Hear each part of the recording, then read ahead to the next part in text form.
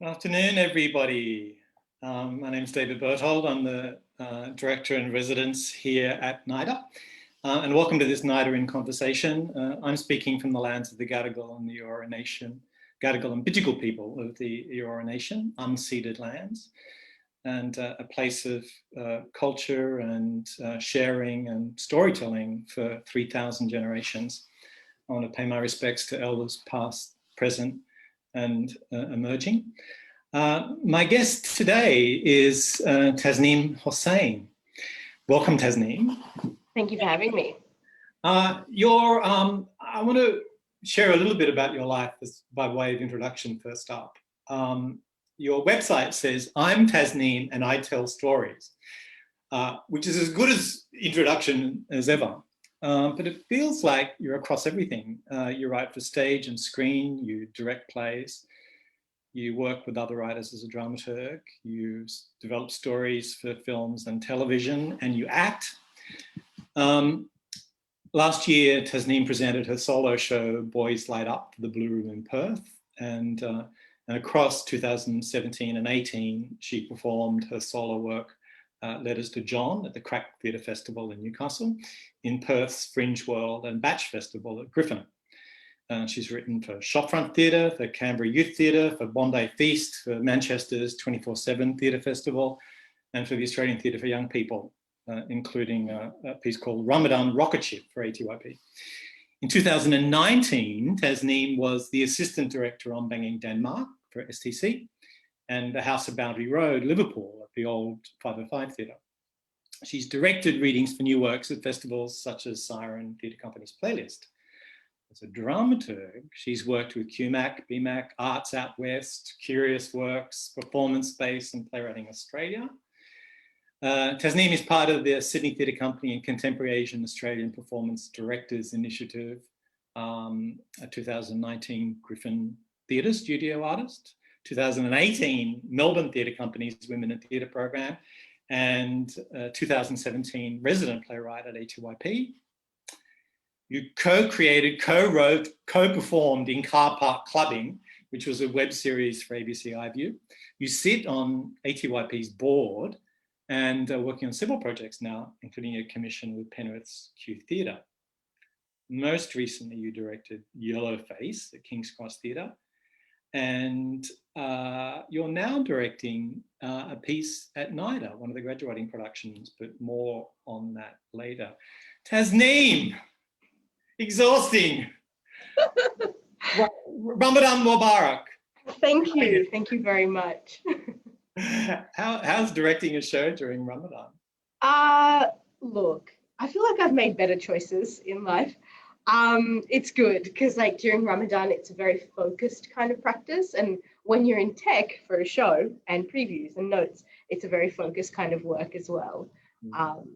Yeah, energy levels certainly drop, but because, you know, we are nocturnal creatures in the theatre, it helps that a lot of it, all the previews were after sundown, so I had eaten.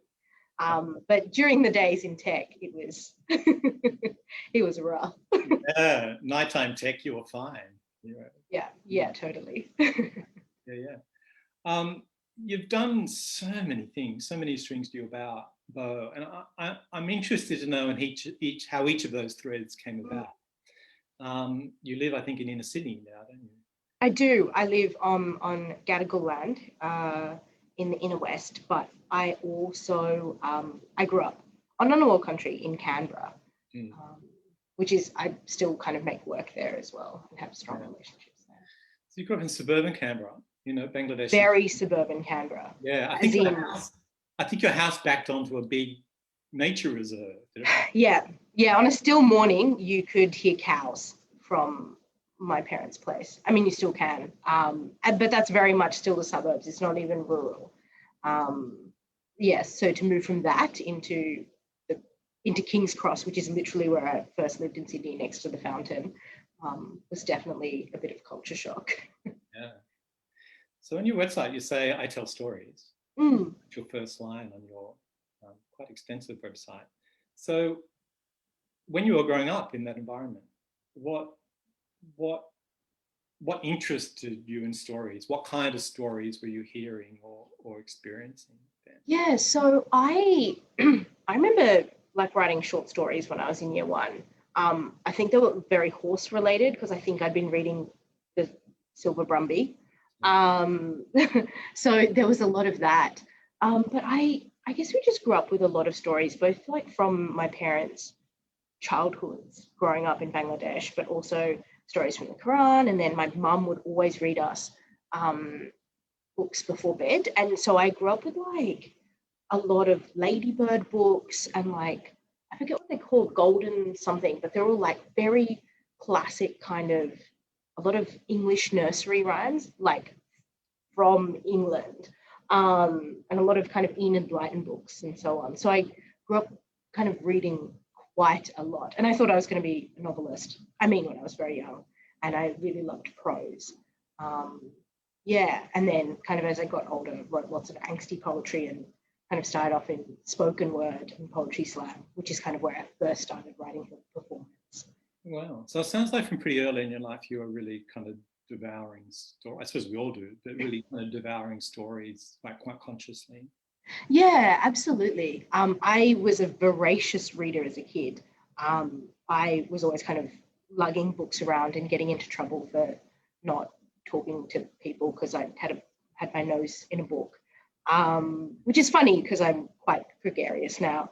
But yeah, and I mean, my dad also used to write back in Bangladesh. Like he used to write under a pseudonym, so he wouldn't get into trouble from his parents or older brothers for shirking his university studies.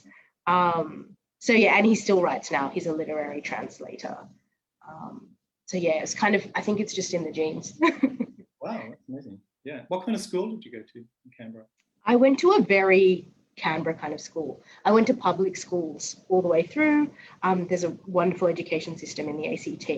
And I always went to school within sight of Parliament House, which is kind of wild. Like, I guess the political system and democratic systems never seemed particularly far for me growing up because we were the kids who the police called on for photo ops. And my parents are public servants. And so kind of growing up around that, it all felt very accessible and very close, which I think is quite unusual kind of growing up in Australia generally. I want to talk a bit about that because being so close to kind of Parliament House, I think as you say, had a view of Parliament House. And I've heard you talk a bit about this before. I think when you're in year 5, I think, was when 9/11 happened. So can you tell me a bit about that, and particularly being in the kind of in the view of Parliament House, like how that changed things for you? Yeah, it was really interesting because in terms of personal kind of things that really hit me, I really didn't face a lot of racism. My older brother and my younger sister did a little bit.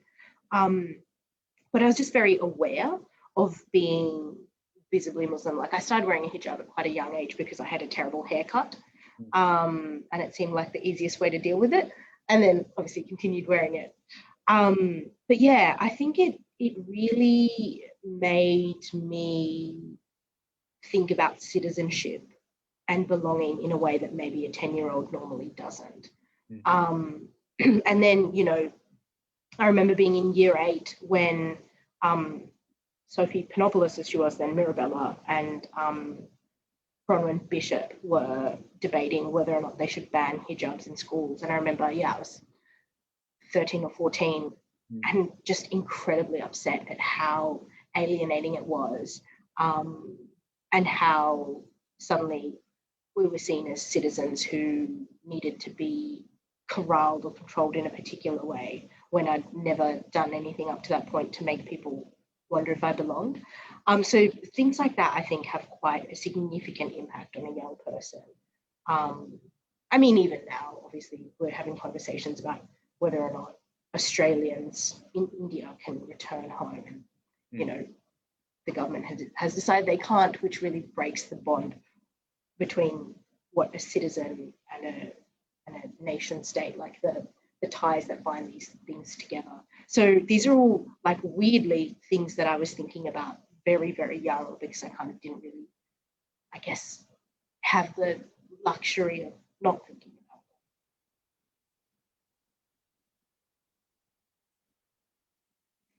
I feel like I think that's probably what led me to, going into, as I was saying to you, David, studying international relations and trying to understand how countries worked and kind of how things worked on a big global scale, which is funny because clearly I'm not a diplomat, which is what I trained for. But yeah, it is an interesting journey. So I was interested in that event, and you experiencing all those things that were happening to you and what you were hearing in the media and so on. It changed what you wanted to do with your life, didn't it? I think so. I mean, I remember being 10 years old and discovering that there was a degree at university called international relations. And I always knew I wanted to go to university, and my family's very academic. And that was the reason we came to Australia. My mum got a scholarship to ANU to do her second master's. And so I kind of always knew that I wanted to do that. And I heard about this degree and I knew that that's what I wanted. And I picked French as an elective when I was 10 or 11 years old, and studied that for 10 years because I wanted to understand how the world worked, and I knew that that was a UN language, and that's what I wanted to do. So it is interesting that obviously that's quite far from what I do in many ways. So how far did you go with that study? International? So I did French all the way through university, did an international relations major, focusing mostly on like international development, and a little bit of kind of political economy, a little bit of linguistics and cross-cultural communication, a little bit of environmental studies. So it was quite broad, and I went to ANU, which is where almost all of my family went, and it was very kind of focused on getting into public service and being a diplomat or working for the UN. And yeah, it's a real kind of breeding ground for people who kind of want to change the world. Yeah. And was your interest in kind of telling stories, was that happening parallel, or was telling stories a conceivable professional thing at that time? No, not at all. I mean, I just never had anyone who looked like me. I did drama a little bit in high school. I did I think a year in year 8, and then in year 11 and 12 I did a minor. But I just it just never seemed like a thing. I remember being maybe 15, and we were driving down Anzac Parade on one of our many trips to Sydney to buy groceries because Canberra was so small. They didn't sell spice in bulk bags. And I never spent much time in the kind of inner city. It was always in the western suburbs where we had family, friends and so on. Driving down Anzac Parade, and my brother who was driving kind of pointed out NSW on one side, and then he was like, "Oh, Tasnim, that's NIDA on the left." And I remember it was like this sucker punch. And I think it was like this, like actually verbalized it, of just I've never thought about the fact that I wanted to go there, but I just never thought that there'd be a place for someone like me. And it was just this pipe dream. And I was just like, no, that's fine. There aren't any Muslim women on stage or on screen. There's no Muslim journalists. There's no kind of politicians. There are no women who look like me in public life. So actually I should just let that go. And so I did do drama, but I never thought about it like that. And the storytelling that I did, as I said, it was spoken word. And I think there's a lot of people kind of migrant heritage or from low SES backgrounds, or kind of from, away from kind of on the peripheries of cities, who find their voices in spoken word because the barriers to entry are so low. All you needed were words and that microphone, and you could tell a story. And so I did a lot of kind of poetry slam when I was at university doing my IR degree. And actually a lot of my work in the theatre is for solo voice, and it's me performing, because that's kind of how I started. Yeah, right. I never quite made that connection, but that makes complete sense now that you say. Yeah. Because you have quite a lot of solo work in your career, so that makes sense. It's funny though, because I don't actually want to be an actor, and I have just an endless amount of respect for actors because I tell my own stories, but I don't have the rigor of some of the extraordinary actors that I've had the pleasure of working with. Do you remember your first kind of theatre experience, like as an audience or anything like that? Or? That's a really hard one because I didn't grow up going to the theatre. Yeah. I remember some high school, like shows in high school. There was one that I was particularly taken by. It was Stephen Berthold was touring a double bill. They were both solo works. And in one of them, he played a dog. I think the play was called Dog. And I just had never seen one person do all of the voices and create this whole world. And we did this masterclass that I have no memory of. But I just remember being so taken with that. And I just, it blew my mind. With the master. Sorry? Yeah, I did a masterclass with Stephen Berthold, but I don't. I suppose it's kind of like spoken word poetry in a way. Yeah, and I just hadn't just realized that people could do that shows could be that it wasn't just like, proscenium arch, naturalistic. One person plays one character and they enter and exit. And so I remember that having quite a big impact on me. And I think this might have even been before I started the spoken word. I think this might have been like year 8 or year 9. And I was like, oh, that's interesting. And then I kind of didn't really connect it all together until much later. Right. It's pretty amazing having a masterclass with Stephen Berthold in year 8 or 9. The mind Yeah, he was touring to Canberra. I don't know why, actually.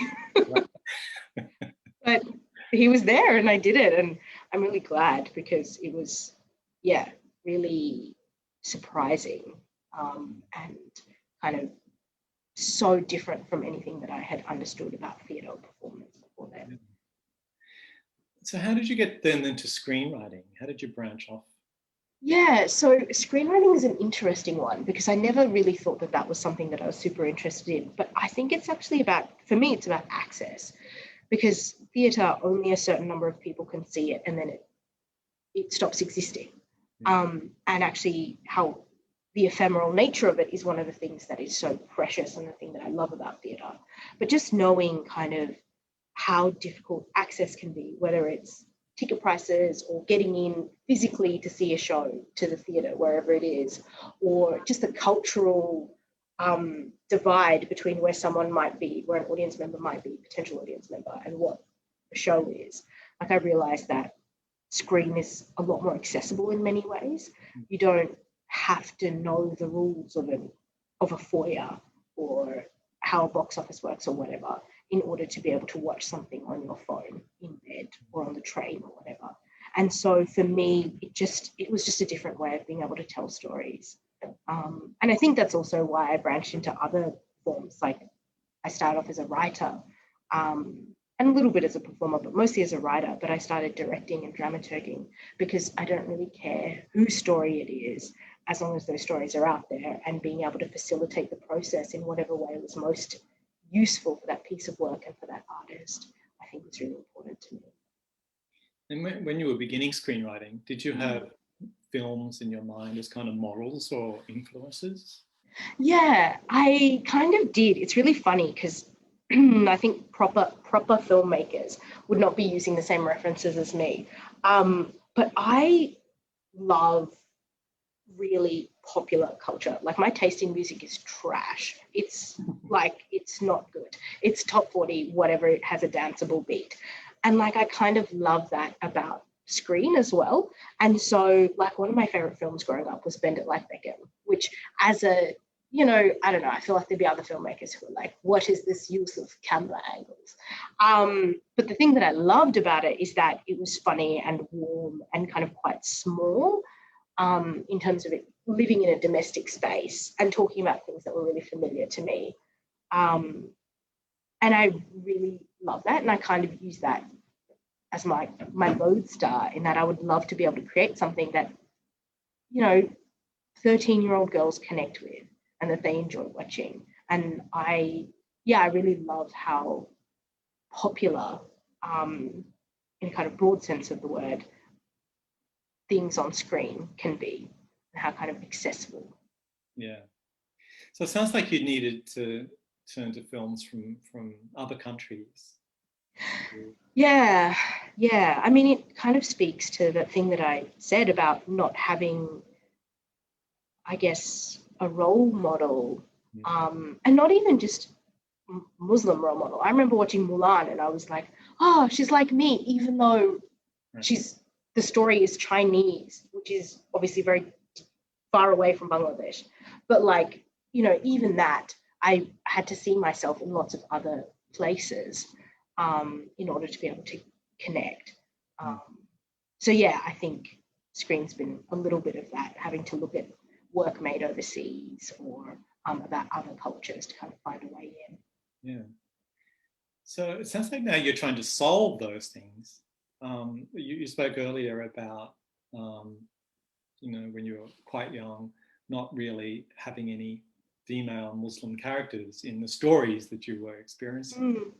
So you had the chance to write your first female Muslim character, I think was in Carpark Clubbing, I think. Yeah, totally, for Screen, for sure. I mean, that was a funny one because I wasn't sure if I wanted to do it, like actually act in it. And the other co-creators and writers are actors first, writers second, whereas I was the other way around. But it's that thing of like, there wasn't anyone else to cast. I'd like you to tell us a bit about that, because it's ABC iView, so anyone can go in and watch it. Yeah, absolutely. So I think commissioned by ABC. And but I sat down and watched it all the other day, and I had a ball, I gotta say. I'm so glad you enjoyed it. But tell us about it, like, because that central character is quite a complex, you know, flawed character. Absolutely. So the other creators on that, Monica Kumar and Sophia Ob, all three of us are theatre makers before we kind of started working in film. And they kind of worked in a very devised space. And so for us to collaborate was actually really enjoyable. And Monica, who's kind of from around the Liverpool area, and Sophia's from quite close as well, she knew this Krispy Kreme donut shop where in the car park he would just go off on a Friday night. Like that's where all the young people hung out. That's where they were sizing each other up and getting dressed up and going on dates and blasting music out of their, you know, sound systems in their boots, car boots. And it's just like, it's a way that you kind of have to make your own fun if you're not close to the city. Like going to the city from Liverpool for a night out is a trek and it's hard. And like kind of growing up in the suburbs of Canberra, it's not quite the same, but there are strong similarities. And so Monica's like, I just want to write about this place. And she kind of approached Sophia, who she'd worked with a lot in the theatre, kind of through PYT, and then me, who we'd met through ATYP. And these kind of characters and the stories came out of it. We knew we wanted to talk about mental illness. We knew we wanted to talk about academic pressure. We knew we wanted to talk about how we let off steam. Like, I think it was really funny because the characters are not us, but there are definitely elements of that. Like, I kind of grew up in quite a middle-class suburban household, and the character I played, Nashra, is quite entitled. Yeah. And it's very funny and very annoying. And yeah, we'd have moments where Monica or Sophia would be like, oh my God, you're such a Nashra. And I'd be like, excuse me? So yeah, and it was nice to kind of show that breadth of experience, because I think, you know, when people think about Muslim women, they either think of victims or perpetrators, were either terrorists or were oppressed. And so having this like slightly obnoxious girl who potentially lives in a McMansion in Kellyville or whatever and is trying to pick up the NRMA guy, was so much fun to write. And completely on their own terms. And that's yeah, absolutely. Yeah.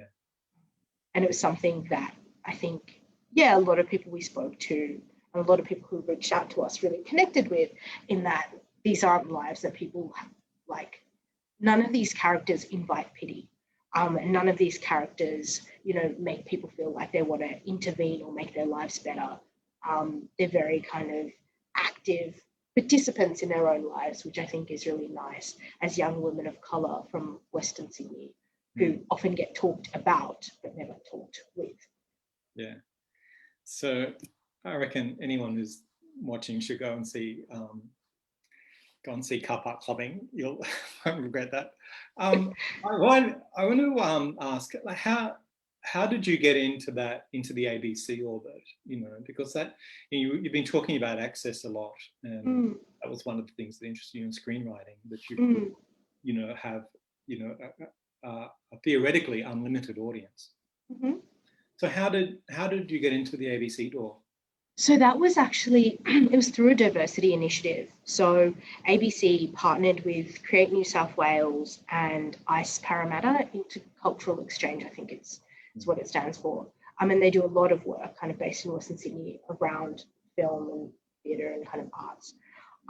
And so they did a call out to fund 3 different web series, and ours was one of them. So we went through like a whole pitching process. We put together a team with a director and a producer. And actually it was very much a very overt diversity initiative in terms of getting Western Sydney voices onto stage, and onto screen. And I felt very privileged to be part of that and to be invited in by people who were from Western Sydney, like Sapira and Monica, and to bring, you know, my experience working with script and with words to the project. And actually a lot of the training that I've gotten in the theatre, I always talk about it in terms of like an apprenticeship. Like people go to university to study for their job, or they get an apprenticeship to study for their job, to learn about their job. And all of my training in the theatre has basically been through an apprenticeship model, or like a mentoring model where I've come in and organisations have supported me and given me mentors and paid me to learn how to do what I do, which has been really wonderful. And yeah, they are absolutely diversity initiatives, like the Women in Theatre program, which is kind of when I first started looking at dramaturgy, which, you know, for a bit was the thing that was actually the paying bills, is specifically for women. And then the CARP Directors program is specifically for directors of Asian heritage. And I know that if those kinds of initiatives didn't exist, I just don't think I would have been working in the theatre. Like ATYP was for young people. CARP is an organisation that I've had a relationship with for a very long time.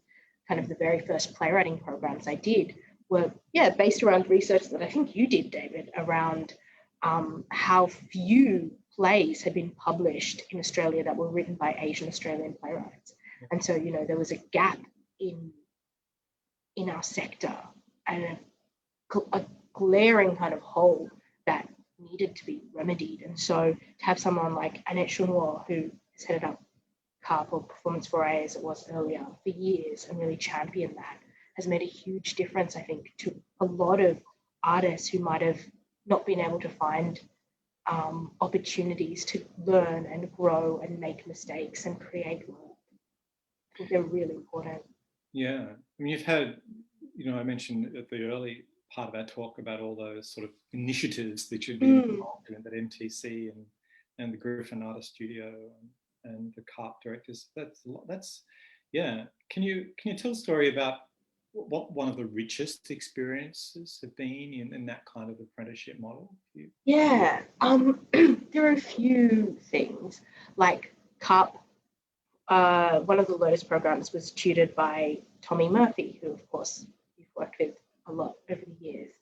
And that relationship that was set up then is one that still exists. Like every couple of months I will give Tommy a call or send him an email and just ask for life advice. And like being able to have access to people who have done it before is so helpful, because I don't really have people in my personal networks who've done that. And like someone like Tommy, who's just so incredibly generous with his time and expertise, like he's taught me how to be with other young artists who are coming up, the generosity with which he kind of approaches that is something that I've tried to carry on with, the very, very emerging artists I come across. And so that has been a huge thing. And like with the CARP directing program, like I never thought about being a director really. And then Jess Arthur was like, you should apply. And I was like, oh, I don't know. I don't think. She's like, I mean, even if you don't become a director, it'll be really useful for your writing practice. It's like, and then she talked me into it. And then I applied and got in. And I remember that first week of rehearsals at Banging Denmark. And again, it was that sucker punch feeling of just like this. It felt like I was falling in love. And it's that thing of like when it's infatuation that first time around and you really want them to like you back because you'll be devastated if they don't, is kind of how I felt about directing. It's like, I love this, and if it doesn't love me back, I'm going to be heartbroken forever. And I just wouldn't have tried it if I hadn't had people believe in me and kick me in the butt and make me apply to things, which is how pretty much everything that I've applied for has been someone like Jess or Jenny Medway, who was the literary manager and dramaturg at ATYP and now literary associate at MTC, has been on my case. Just having people in the industry who've championed me and supported me, I think is really important. And I think especially as a young artist, being able to outsource your self-belief to other people for a bit while they kind of build you up has been very helpful, because I think imposter syndrome for a lot of people who can't see themselves in the industry or don't have people to look to, it can be really strong. And so to be able to have other people support you and to allow that, I think, has really made a difference in my life and in my practice. Yeah, that's really encouraging to hear. I must say, I occasionally ring Tommy Murphy for life advice too. So that's He's very good at it. He's very good at it. And of course, he grew up not in Canberra, but in Queanbeyan. So yes, there's a whole handful of us. We Canberra artists, we kind of have these moments. I remember meeting Lally Katz, and I was just like, "You spent some time in Canberra," and she's like, "Canberra? Yeah." So there's a bunch of us. Yeah, like, yeah. Oh. Yeah, you mentioned ATYP there, and now you're still on the board of ATYP now, so that's a whole other experience. Are you enjoying it? Yeah, absolutely. I've really loved it. Actually, Tommy Fraser Caulfield, the artistic director, approached me a few years ago, and Tommy was the last young person on the ATYP board, which was some time ago. And I kind of talked to him about it, and he's like, "Do it. You learn so much about the running of a company and how it works." And also being on the board of a performing arts company during COVID was also a very interesting experience as well. So being, legally responsible for a company, and that was an interesting experience. But the board is amazing, and just being around so many people from lots of different backgrounds who are passionate about the same thing is really heartening. Yeah, that's great. It's a very important company. So yeah. Absolutely. In terms of we talk about people like Nicole Kidman or Rebel Wilson or Rose Byrne who've kind of gone through as actors, but I think the vast majority of Australian writers who are working at the moment, kind of, 40 and younger, probably at some point did a writing program there as well. Yeah. It's a real, I guess, I was like, Crucible sounds terrible. But it's a wonderful incubator. Yeah, it's very strong on writing at the moment. Yeah, totally. So you've just directed a show called Yellowface, an American play that's it's about 10 years old now, isn't it? I think that play. Yeah, 2007 is when it first was performed. Yeah, and going off. It's been such a journey because it was meant to go up last year and then obviously didn't. 2 weeks up from rehearsal, everything went dark. And it's actually horrifying how prescient it still is, or it was, because it talks about Chinese American identity and who really counts as American, and China-America geopolitics. And there's a line in it which is like, Al-Qaeda was just a distraction. America's real enemy in the 21st century is going to be China. And that, over the last year particularly, that's been very, very relevant. And it's just kind of frightening how connected it is to both today from 2007, but also to the Australian context with it being an American play. Well, just today, China cut off most diplomatic relations with Australia this morning. Yeah. So what's the basic story premise of Yellowface? So it kicks off when David Berthold, who is the playwright, and it's semi-autobiographical, and he's the main character, DHH. When DHH protests the real life casting of Jonathan Pryce in The King and I in a Eurasian role, and Jonathan Pryce is a Welsh actor who's white, not at all Asian. And this happened in the West End and in Broadway in 1990, and he's a big part of the protest against it. But then in writing a play about this situation and about the Yellowface that was happening on Broadway, accidentally casts a white actor to play an Asian role. And then hilarity ensues. Right. Yeah. It sounds very serious, but it's very funny. It's very funny, yeah. It is funny. It finishes on Saturday night, this Saturday night. It's sold out, I see, but maybe if you keep on the site, you might find a ticket there. So congratulations on that big success. Thank you. Yeah. So you're directing at NIDA now, so we should probably talk a little bit about that. Yes, absolutely. Yeah. So it's one of the graduating productions, with the third-year actors and designers and all the different cohorts. So you've just started this week. The project, the play is called Eat Me. So tell us about that. Yeah, absolutely. So this is lovely because it's a partnership between these big kind of companies that have very proud traditions. But then we've got all these like rat bags from them making work together, which is kind of great because STC is so respectable, NIDA is so respectable, and then it's all us making mischief. So there's the 4 emerging writers from the emerging writers group at STC have written these 4 short plays.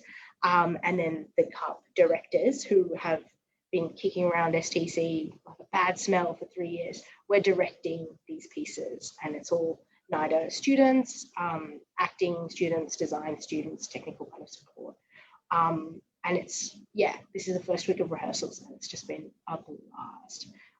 The piece that I'm directing is set in 1919, and it's about dating using the telegraph rather than Tinder, and it's the whole thing. There's a lot of Morse code, there's a lot of really wacky circumstances, there's a real quite confronting set piece later, which I will not spoil, but it's just been a blast. It's written by, this particular piece is written by Enoch Mailangi, who of course is a NIDA student to graduate. And it's just very exciting. The writing and the teams and just kind of what NIDA is willing to get behind, because I've had some very interesting conversations about particular design elements over the last couple of weeks, which have just been the best. Yeah, it's a fascinating project. As you say, a collaboration between Sydney Theatre Company and NIDA. And the 4 short plays are connected. They make up an integrated whole called Eat Me. So the 4 plays are set in 1919, 1969, 2019, and 2069. So the 50-year gaps, and they talk to each other really beautifully, I think. So absolutely. Yeah. And so you're all in there. It was the wonderful first day of rehearsal. A lot of directors, such a joy. A lot of directors, a lot of writers, a lot of actors, designers, stage managers for days. Like there was so many people. One of the stage managers said that he was emailing upwards of 70 people involved in this project. I get those emails. Yeah. Yeah, which is madness. Like apparently IT had to be called in to allow an email to be sent to 70 people, which, having just come off Yellowface where there was 18 of us, there's a cast of 7, and then like the design team and the producers, like that seems wild. And then to go from a budget of $12,000 to like all of the access that we have at NIDA has just been, kind of ridiculous in the best way. Well, it's kind of been amazing having you all in the room, I might say. And yeah, and I mean, even with Yellowface, all of my designers were, most of my designers were NIDA graduates. Our set builder was a NIDA graduate. And it's just a joy to be able to work with the next kind of set of up and coming theatre makers, theatre professionals, because we get to start building those relationships really early. Yeah, it's a really interesting kind of week also in Sydney theatre at the moment, actually, kind of your Yellowface and 7 Methods of Killing Kylie Jenner. Absolutely. The Darlinghurst Theatre, which, you know, talks about, I guess, the commodification of Black women, I guess you would say. An American play at Shari Sevens has directed. But an amazing cast and creative team. So, you know, absolutely, Sydney theatre is looking really different, and in a very welcome way, actually, like in these last few weeks at least, like really good. Yeah, absolutely. I mean, I just think about when I first moved to Sydney, and even in the audience, like let alone on stage, but even in the audience, I didn't really see very many people of colour. I used to play this game where if I could spot 5 people of colour in an audience, I'd won, including me. And so often I lost that game in the first couple of years of living in Sydney. And now audiences are just so much kind of broader. There are young people in the audience. There are people of colour. There are like the way people are accessing storytelling is just so exciting as a theatre maker. Yeah. I was lucky enough to get a ticket for 7 Methods of Killing Kylie Jenner tonight. So I'm seeing amazing 8 performances tonight, and I have a feeling I might be in a minority in the audience. But it'll be the best feeling, David. I feel like it just sweeps you up. We had an outing on opening night, actually. A whole bunch of the Yellowface cast and crew went and watched the matinee, and we just kind of, just processing all of that, and then we had to open our show that night. So yeah, it's really lovely to see these theatre makers. We're all kind of supporting each other. I got in touch with Shari after seeing the show and after all the stuff around Yellowface came out, and I was like, how are you dealing with all this chatter? And we're both kind of dealing with it in the same way, which was being slightly overwhelmed by it all. Amazing. I can't wait to see it tonight. Yeah. So I was going to finish up with a quote I found of yours, which I really liked. And it goes like this: I think we as humans have a need to come together, whether it's at the water cooler at work, church, mosques, stadiums, community choirs, or beaches. The theatre brings people together not to swim or pray or cheer on our favourite sporting team, but to listen, to experience, to connect to something together. I really love that. I was like, oh gosh, I've forgotten saying it. But yeah. I think that's how I feel. I think everything in my life and everything in theatre is about connection. And the stronger those bonds can be, I think the stronger that we as a people can be. So, yeah. Well, great to talk with you. You're also one of the curators of this NIDA in Conversation series. So you'll be choosing your own guests in coming months, which I'm really looking forward to your conversations with fascinating people of your choosing. So I'm really looking forward to that. And it's great to have you in the building. And Ramadan Mubarak. Thank you. And thank you for having me. I'm very excited for the chats to come. Yeah, great. Thanks so much, Tasnim. See you soon. Bye-bye.